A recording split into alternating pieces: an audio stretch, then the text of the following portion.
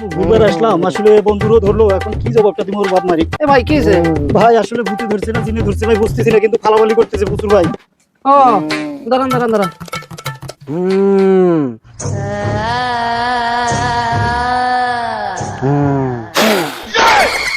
ছেড়ে দে, ছেড়ে দে আমাকে, তুই আমাকে চিনিস না। আমি তোর মতো কত তান্ত্রিক রে পুষ্কুনির পানিতে চুবাইছি, তুই আর জানোস না আমি কে। ছেড়ে দে বলছি।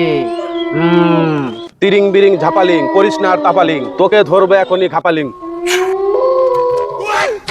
কোনো ব্যাপার না ভাই, ব্যবস্থা আছে। আছে? একটা ভালো তান্ত্রিক আছে, তবে তান্ত্রিক বাবার কাছে নিয়ে যাবো। ধরেন তাড়াতাড়ি ভাই ধরেন ধরেন ধরেন, একটু হেল্প করবে ধরেন ভাই। আর কত দূরে ভাই? ভাই আপনারা এই যে জঙ্গলটা দেখতেছেন, এই জঙ্গলটা পার হইলেই বাবা বসে আছে। যা একটু কষ্ট করে ধ্যান যা ভাই একটু গেলে তো ভালো হইতো ভাই। না ভাই, আমি আর পারবো না ভাই, আমি সরি, আমার খুব ভয় করে তান্ত্রিক বাবা, এই ডেঞ্জারাস মানুষ, আমি যাইতে পারবো না তার কাছে ভাই। আচ্ছা ভাই ঠিক আছে ভাই, গেলাম। ঠিক আছে ভাই, আপনাকে ধন্যবাদ ভাই। বাবা একটু দেখেন বাবা। কাজ হইছে, ওরা একটু ভালো করে বসা। তুই সরে যা।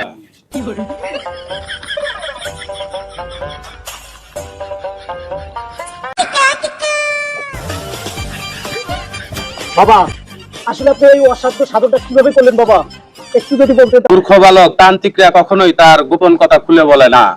তাও যখন তুই শুনতে চেয়েছিস তাহলে শোন। যুগ যুগ ধরে সাধনা করে আজ আমি হয়েছি সাধু। অনেক মন্ত্র সাধনা করে তাড়াইতে পারিনি ভূত প্রভু। সন্ন্যাসী হয়ে বন জঙ্গলে ঘুরেছি, করেছি ভূত তাড়ানোর মিশন।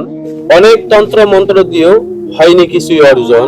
আজ সফলতা পেলাম যখন হাতে নিলাম শয়তান তাড়ানোর গর্জন।